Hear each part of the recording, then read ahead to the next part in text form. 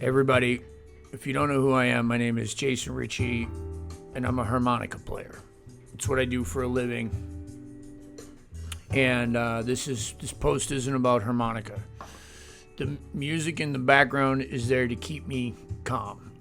Okay. I don't know anything about foreign policy. I don't know anything about tariffs. I don't know anything about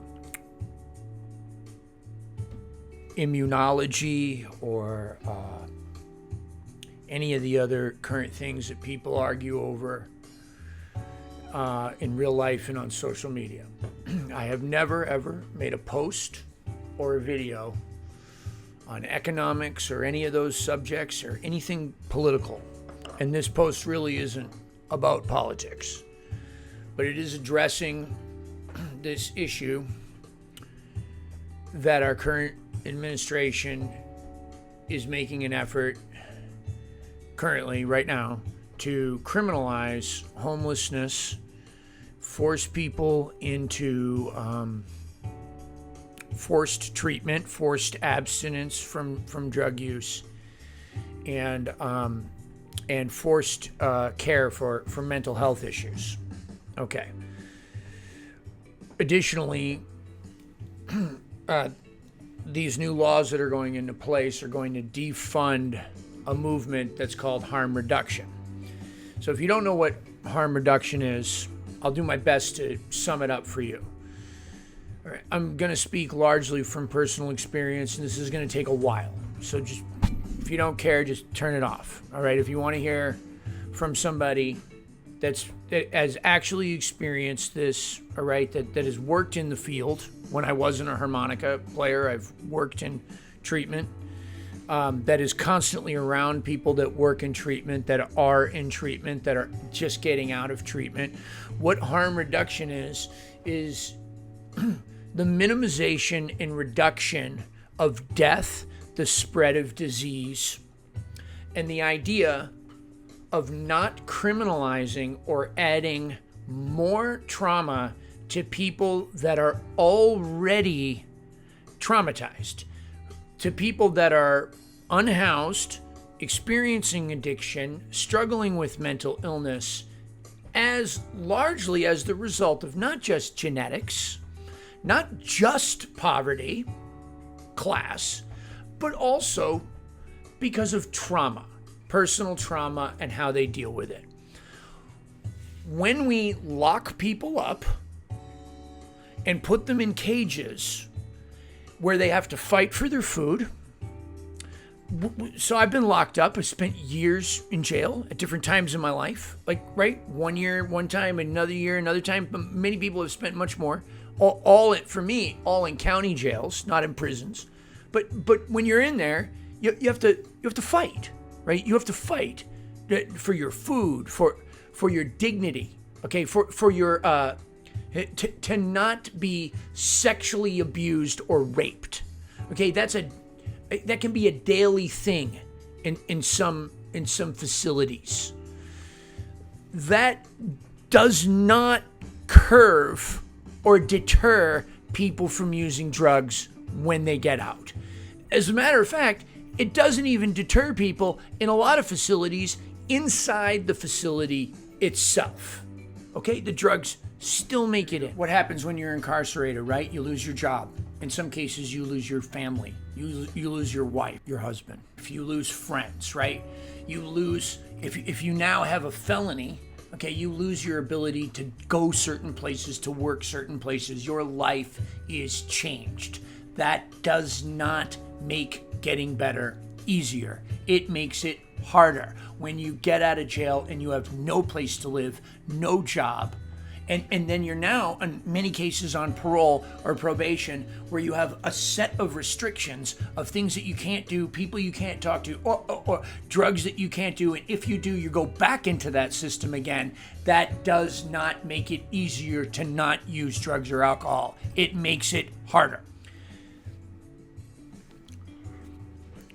I am here today not only as somebody that is abstinent from all drugs and alcohol, but as somebody that is a proponent of helping people that don't want to be abstinent from all drugs and alcohol, or have tried over and over again and can't, or for people that were abstinent from drugs and alcohol but now are not, and for whatever reason can't make it back.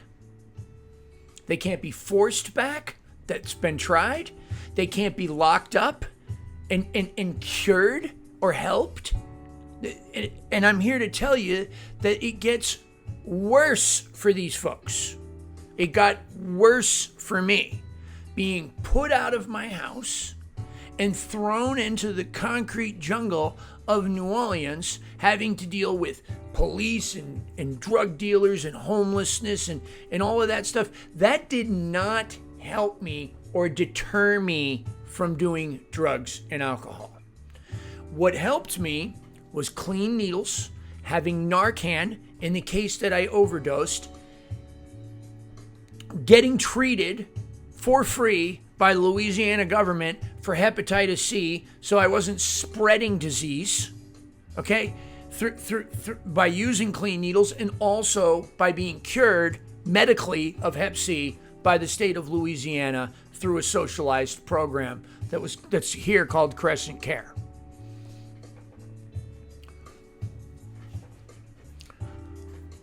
The times that I have been to rehab treatment, I was lucky enough on several occasions to have those funded by programs like Music Cares and the Heart Foundation that were funded by the Grammys. Okay, not by our government. But I have been in some government programs, especially this last time, that I'm lucky to have been in. It is not just not effective to lock people up. It is not just not effective to deprive them of medicine that can reverse overdose, saving lives.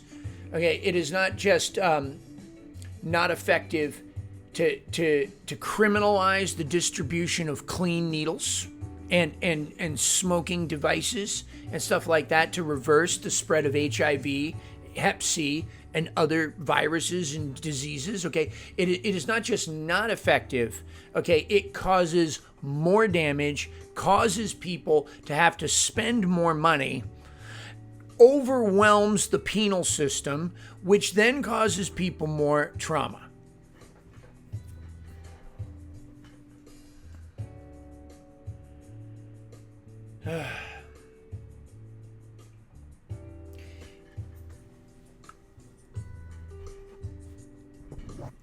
If you haven't been there, I don't know what to tell you, but I can tell you that I came from a well-to-do family. My mother and father had money compared to most people. Yet my father was an addict, and my mother experienced issues with trauma and mental illness. Those experiences from them poured over onto me, in which I found myself with no place to live at a young age. Kicked out of the house at 15, 16 years old, over and over and over again, until I finally just stayed gone. I was thrust into a system that I had no way to deal with. I was thrust into the streets, having to deal with pedophiles, okay, to avoid them, sleeping in shelters that were, thank God, were provided to me by the state of Maine and Louisiana and Mississippi and Florida and other places that I was. So I didn't freeze to death, so that I wasn't killed, so that I wasn't preyed upon physically, financially, or sexually, okay? Not that I didn't experience those things while I was out there. I have. I was thrust into a system where I had to avoid police and being locked up, where the only thing that was keeping me alive, marijuana other drugs. The only thing that was easing the discomfort of not having a place to sleep, of not having somebody to talk to, of not having any money, when that thing was criminalized and was putting me at risk for going into an even more traumatic situation, especially at 15 or 16 years old, into an environment where I could be preyed upon by inmates or correctional officers or people with motives other than my best interest. Okay? But it can happen to almost anybody. And the only difference between somebody that is taking a drug that is legalized, like say OxyContin or Adderall or certain benzos like Valium and Xanax and things like that. The only difference between those drugs and the drugs on the street are first how they're introduced to our system. Okay, so if you're taking Adderall, and for example, it's a measured dose, okay, that comes from a doctor. So first of all, let's talk about that measured dose, okay? It's the same every single time. It doesn't vary. It doesn't vary in experience. That way, when you take it, you know what's going to happen to your body. That is not the case with drugs that we find on the street, okay? That is not the case. So testing kits and things like that are provided by harm reduction programs are essential not only in preventing overdose, but in predicting the type of experience that person might have when they make a decision to use that drug, regardless of whether or not you think they should take the drug or not. Okay? So there's that. The other thing is the legalization. Because Adderall, because benzos, because certain narcotics and painkillers are legal, that person then doesn't experience being locked up for taking the drug because it's been prescribed to them by a doctor. Okay? So we don't lock up people who choose to drink alcohol unless they drive, unless they get into a fight, unless they disrupt the peace, okay? We don't lock up people that choose in most states, or some states, to smoke marijuana unless they do something criminal, right? That's it. So we don't need to lock up people that are taking other drugs just because they don't fit into the category of regulated drugs that people get to take safely, and their experience in their lives is vastly different. Now, whether or not you approve of somebody taking Adderall or benzos, whether or not you think it's a misdiagnosis or that they should be taking these painkillers or psychotropic drugs or anxiety relieving things or attention deficit disorder, whatever it is, whether or not you approve of the doctor prescribing that, does not change the fact that that person is having an experience that is much more beneficial to them and can be measured and can be documented and can be treated and altered and compared because of the fact that it's legal. You make it illegal and everything changes. You want to know what else changes?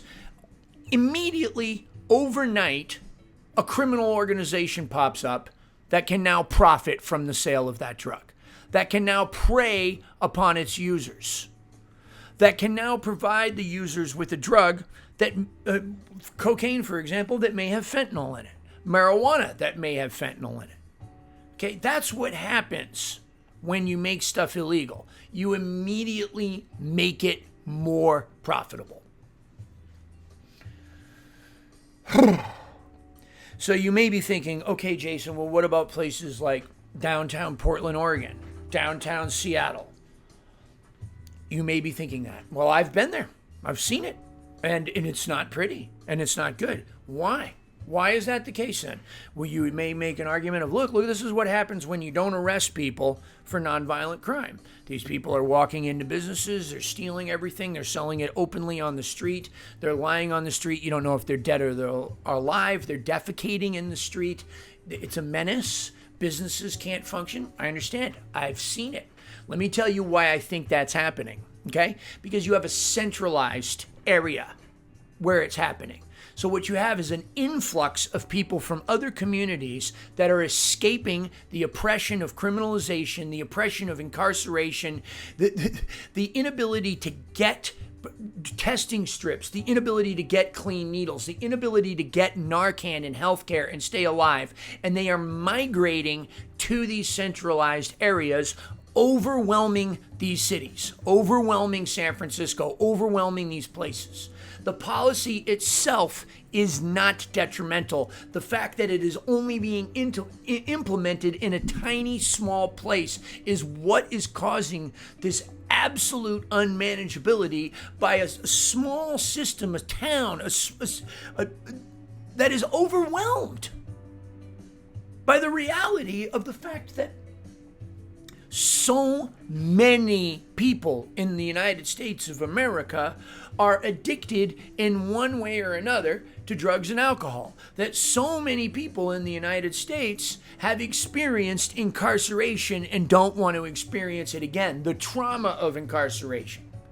Who have experienced overdose and want to stay alive, have experienced the unpredictability of street drugs, the acquisition of Hep C, of HIV, the inability to talk to somebody professional about what they are experiencing, regardless of whether or not they want to get better in your definition at that time or not.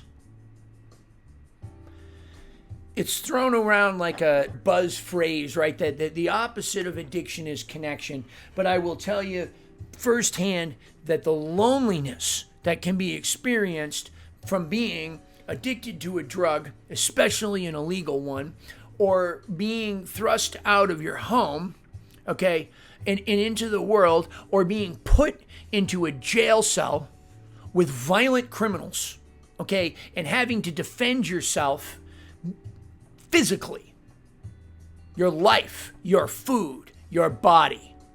Those things do not deter me from doing drugs and alcohol. They cause more trauma that made me want to use.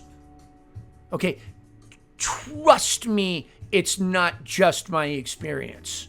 There is not a shred of evidence that proves ever, anywhere, that making things illegal, that criminalizing drug use, criminalizing homelessness, criminalizing mental health issues, or forcing people into these diversionary programs has ever had a positive effect on the overall problem or even the individual. Are there exceptions to the rule? Of course. Are there people that went into prison and said, you know what, that was bad, I don't ever want to do that again? That's true. Yes, there are. And good for them. But largely, that does not include the majority of the population. The majority of the population is further victimized, further traumatized, and it's costing you and us millions of dollars to do that. Additionally, the criminal justice system in and of itself, under my experience, is an unfair thing. You're accused of a crime, right? Okay, they can hold you without bond, meaning you're supposed to be innocent until proven guilty, right? You're held without bond in a jail cell, okay, until you can get a trial, right? Or until you can bail out, okay? Then you have a potential prison sentence hanging over your head, and how are you supposed to work? How are you supposed to get a job? How are you supposed to keep your job when you can't make a promise of what's going to happen in 6 months? I'm not talking about murder.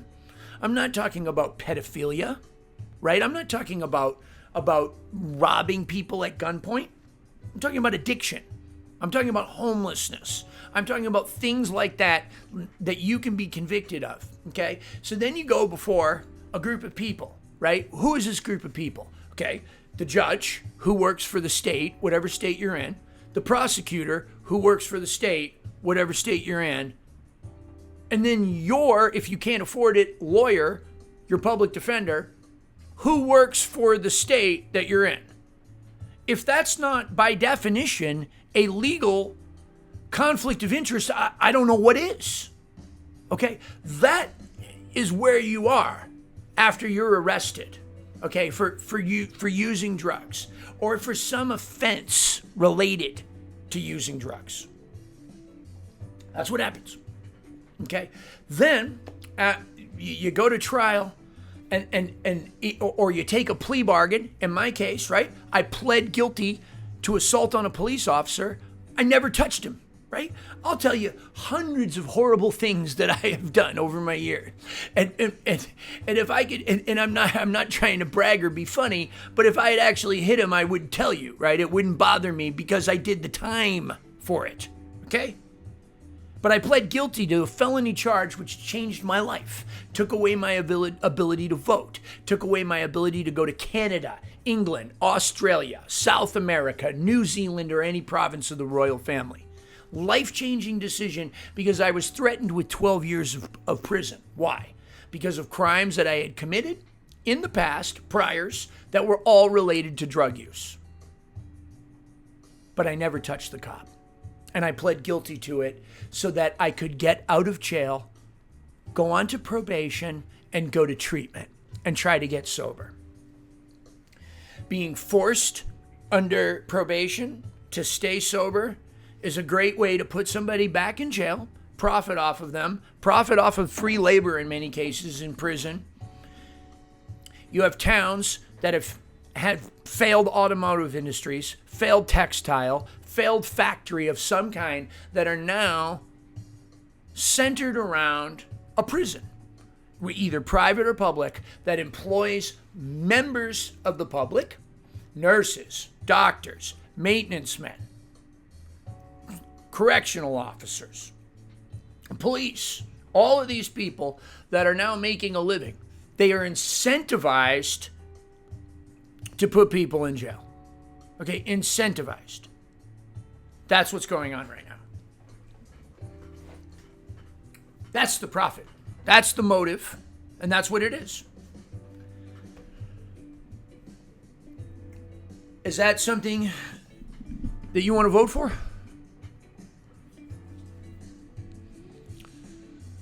The past 6 months have been unbelievable.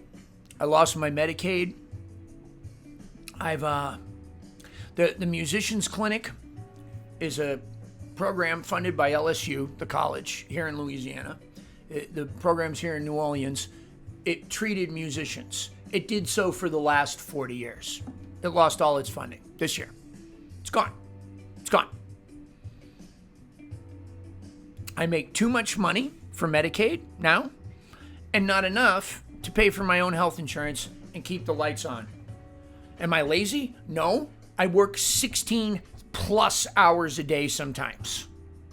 Okay? Making videos, playing music, teaching people. Nonstop. I have a better work ethic than most people I know.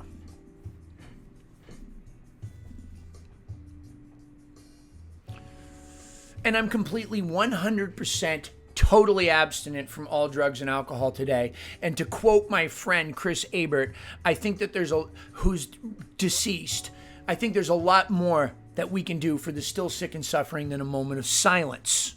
We can help. We can reduce, and through helping these people, we help ourselves. We help our economy. Through reduction of disease, through reduction of overdose, through the reduction of incarceration, which causes more trauma, which causes all the other things I just said. Okay, through the reduction of that, we can help people regardless of whether they want to be completely sober and go on to lead these amazing, productive lives that people write stories about in magazines or make movies about. Regardless of whether they fit your image as rising phoenix from the ashes, or they just get better, or they just get to a place where they're not hurt as badly over and over and over again. Okay? I'm sorry I'm so angry. These policies, the criminalization of people that are unhoused or homeless, the criminalization of people that are addicted to drugs or who are experiencing chaotic drug addiction temporarily in their life, okay? The criminalization of being mentally ill and forced into these things, this is motivated ultimately, okay, by classism, racism, and financial benefit for a very few at the cost of financial loss for us. at the cost of greater taxation for us and our country. That's what's going on.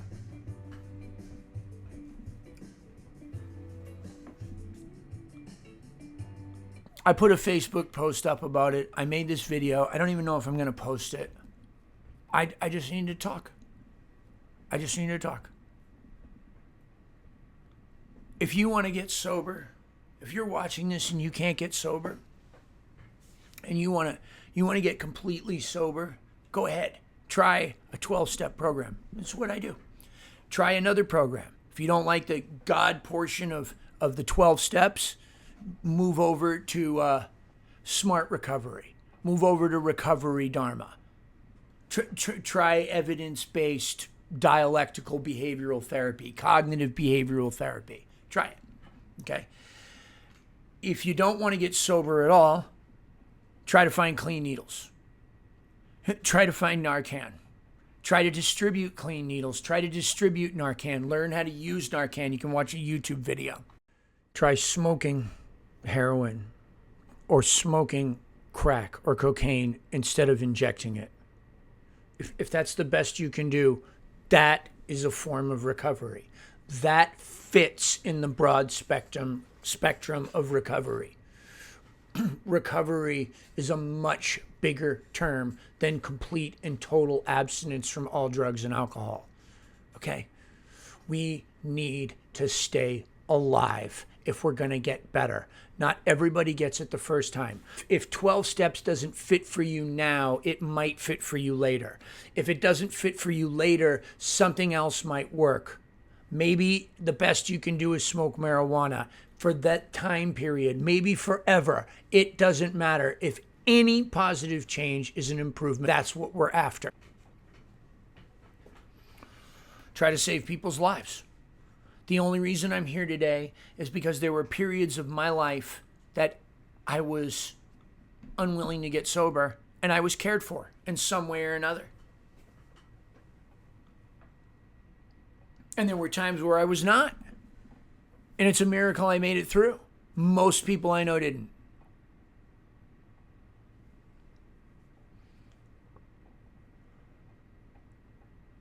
They're either dead or in prison.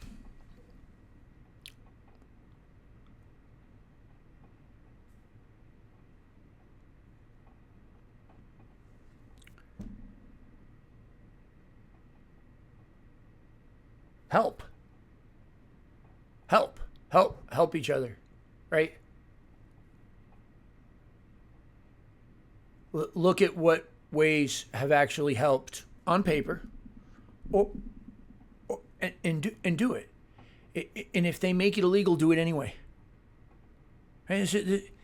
This isn't something that's just happened.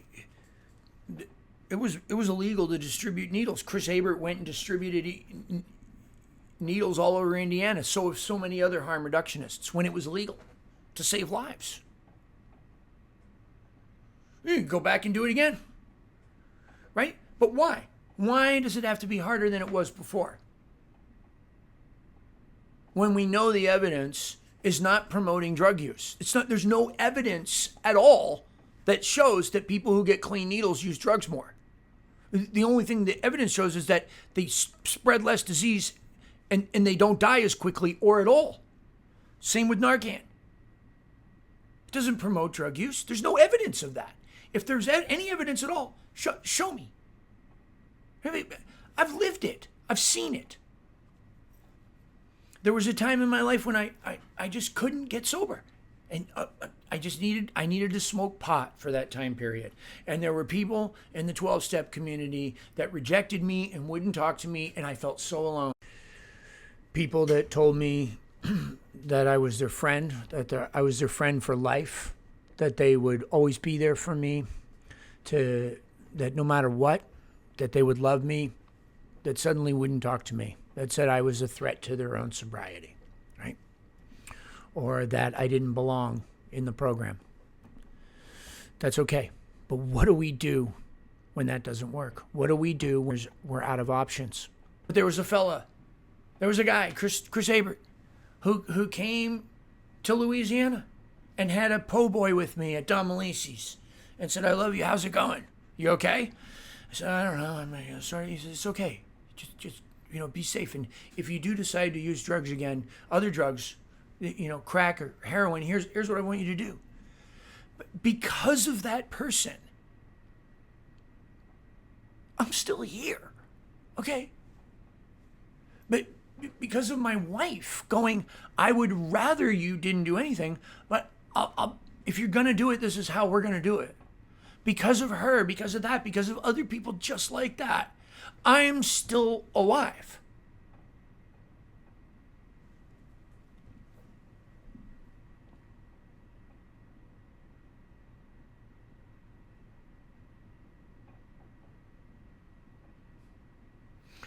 If I put this on YouTube and you unsubscribe from the channel, it's okay.